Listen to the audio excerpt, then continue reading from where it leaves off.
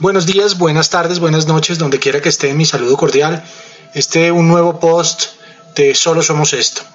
A propósito de los más recientes acontecimientos que afectan al país y un tiempo después, casi 6 meses que el pueblo fue a las urnas en el plebiscito y de 3 meses después de haber sido firmado el acuerdo final con las FARC.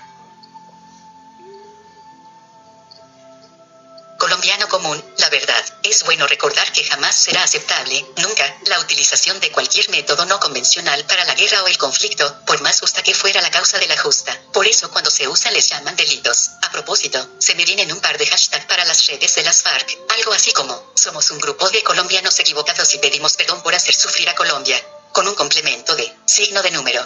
Seguimos cercamente ideas que pudieron ser defendidas en las urnas y sin armas. Pero ninguna de estas ideas está en los discursos de los 6.804 excombatientes y 1.551 milicianos que han hablado paja en redes sociales, medios de comunicación y encuentros casi todos universitarios donde los dejaron. Además, aunque publiciten su buena intención y griten a voz en cuello que su voluntad está demostrada en la llegada de sus hombres y mujeres, algunos ancianos, a los campamentos de reincorporación en medio de consignas de paz y banderas blancas, la verdad es que el país sigue dividido frente al tema, como lo fue la votación del plebiscito, y esa verdad es que al menos la mitad de los colombianos no ven con buenos ojos, aún después de incorporados sus reclamos a ese proceso, ni el acuerdo ni el arrepentimiento. La imposibilidad de verlo dificulta la concientización de la paz, pues la deja a oscuras, como lo escrito en las 310 páginas que fueron incorporadas a la Constitución. Es bueno aclarar a esta altura que así piensan ciudadanos buenos que no están locos, pero no entienden ni quieren lo mismo que aquellos promotores y beneficiarios de la paz de Santos y las FARC. Un problema de forma y fondo. Por eso para el gobernante el tema no es que piensan todos, sino que conviene más, para eso lo eligen. La pregunta, entonces, es que conviene más. Para intentar resolverla, permítame le comparto mi punto de vista sobre un tema. Creo que las FARC deben pedirles perdón a los socios del Nogal, en eso estamos de acuerdo, pero como en el caso de Mocuaro de Perú, por citar dos de varios millones de ejemplos, como reza el hashtag el Nogal fuimos todos o mejor todo el país fue víctima del cobarde atentado al Nogal, puedo decir, sin temor a equivocarme, aun cuando en las cifras oficiales no estoy ni estaré, que también me cuento entre las víctimas, porque luego de cubrir el conflicto la vida es diferente. Fui víctima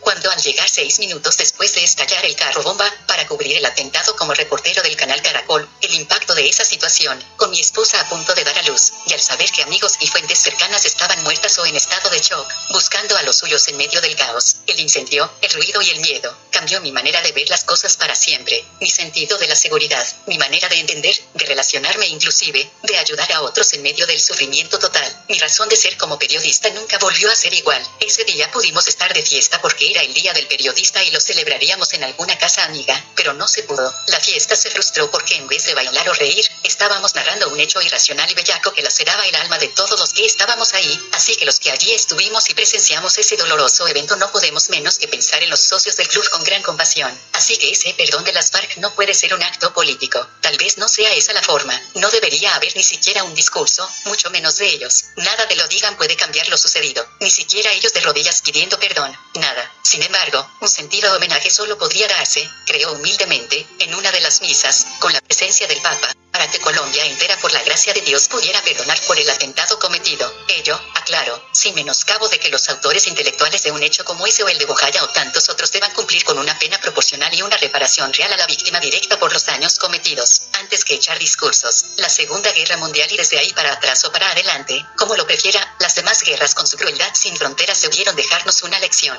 Dicha lección debió quedar como una huella en el ADN de los seres que nacen, una huella con la suma de dolor físico, psicológico y moral, que se ha traspasado de generación en generación. O, para que se entienda, esa lección debería ser un conjunto de amplísima información en forma imborrable en los genes que se heredan de la suma de padre y madre en cada ser humano. Es algo así como un gen colectivo traspasado de todos para todos, con la lucha social e histórica y el dolor infligido a millones de nuestros antepasados en esa pelea sin fin. En definitiva, son normas mínimas para la convivencia entre pueblos y naciones, y también sobre el respeto y la gratitud con la conservación del planeta, al que el humano desde siempre destruyó inmisericordiamente durante no menos de 40 siglos. La Tierra es hasta hasta hoy el único lugar del espacio conocido por los humanos con capacidad para la vida en todas sus formas, o mejor, de manera infinita. Ese lugar ha sido afectado por la depredación humana de todo cuanto existe y lo que no también. Por eso la pregunta es ¿para qué Colombia debe perdonar todos esos errores de cualquier tipo? ¿O de qué sirvió la muerte de tanta gente y el dolor inmenso? Sería bueno tratar de entender la visión del otro, no ponerse en sus zapatos, me enseñaron las víctimas, sino en su posición.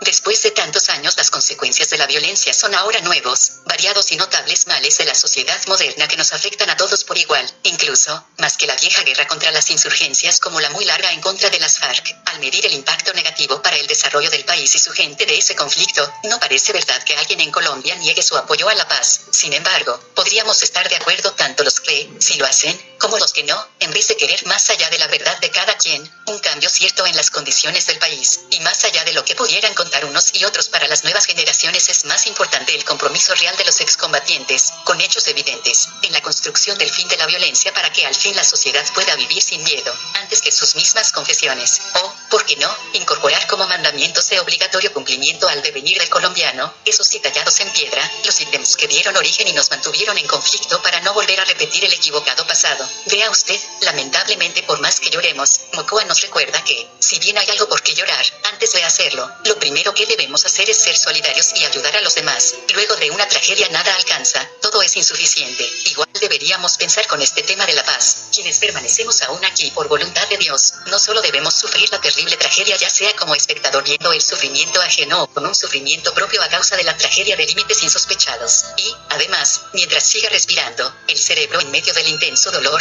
le recordará que aún no es su turno, y que mientras tanto sigue en el juego de la vida y su única tarea será sobrevivir. Sentirá en su conciencia un letrero que dice, debes seguir sobreviviendo. Se nos obliga, entonces, a pesar de las circunstancias, a seguir adelante y a luchar en conjunto por un futuro mejor. Ninguna sociedad por más derrotada puede renunciar a ello. Por más verdad que ahora reclamen las FARC esta ya no importa, aunque sea importante.